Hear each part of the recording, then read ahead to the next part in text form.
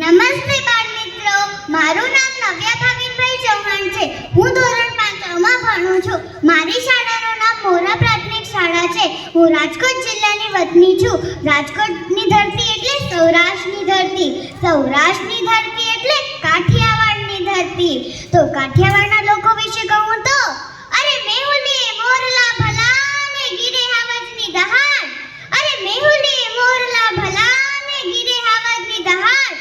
જ્યાં જળ માંગે અમૃત જડે એ અમારું રૂડું કાઠિયાવાડ. એ અમારું રૂડું કાઠિયાવાડ. મહેમાન આવે આંગણે જ્યાં કાયમ ખુલ્લા કમાડ. મહેમાન આવે આંગણે જ્યાં કાયમ ખુલ્લા કમાડ. માનવતા જ્યાં મહેકતી એ અમારું કાઠિયાવાડ. એ અમારું કાઠિયાવાડ. તો કાઠિયાવાડની ધરતી પર બને હું તમને એક વાત કહેવા માંગુ છું. એ વાત એ સમયની છે જ્યારે કવિ કાગબાપુ અને કવિ મેઘાણી બાપુ બંને જૂનાગઢના ગીરના જંગલમાં નેડે નેડે ફરતા હતા. ત્યાં તો તેમને એક નેહડું દેખાણું. ત્યાં એક 14 વર્ષની નાનકડી દીકરી હીરબાઈ ગાડાના પૈડા જેટલો રોટલો બનાવતી હતી. માથે માખણનો લોંદો મૂક્યો, બાજુમાં ડુંગળીનો દડો મૂક્યો, લસણની ચટણી મૂકી, દૂધનું તાંબાડું ભરી બંનેને જમવા બેસાડ્યા.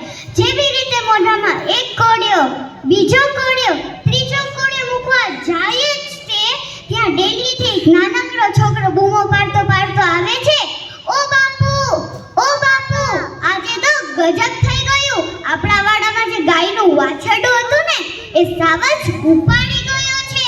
આટલું સાંભળી હીરબાઈ તો તેના બાપુથી કહે છે કે બાપુ તમે મહેમાનોને જમાડી દેજો, હું જાઉં છું. તેવું કહી તે લાકડી લઈ વહી જાય છે.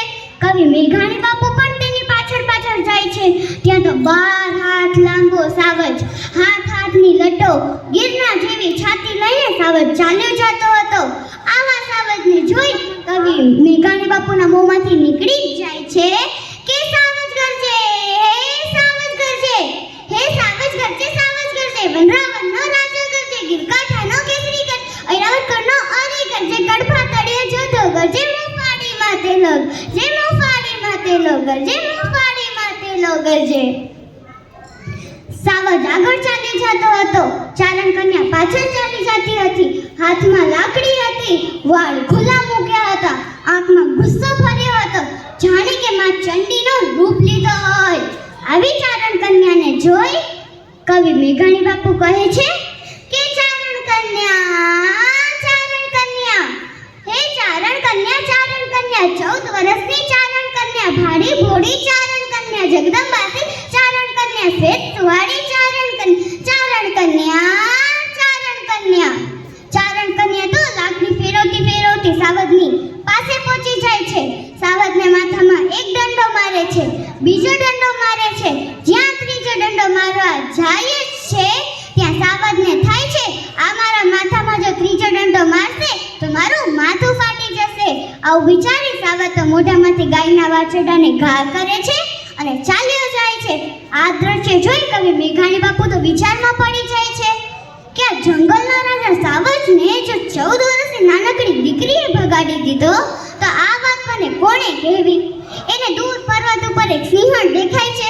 એ સિંહણને કહે છે, એ સિંહણ, એ સિંહણ, એ સિંહણ તારો ભડવીર ભાગ્યો, મેલીને કાયર ભાગ્યો, ડુંગરને રંગનારો ભાગ, જોગીનાથ જટારો ભાગ્યો, મોટો વીર મુછાળો ભાગ્યો, હાથીને હરનારો ભાગ્યો, નાનકડી છોરીથી ભાગ્યો, નાનકડી છોરીથી ભાગ્યો, નાનકડી છોરીથી ભાગ્યો. નમસ્તે, અસ્તુ.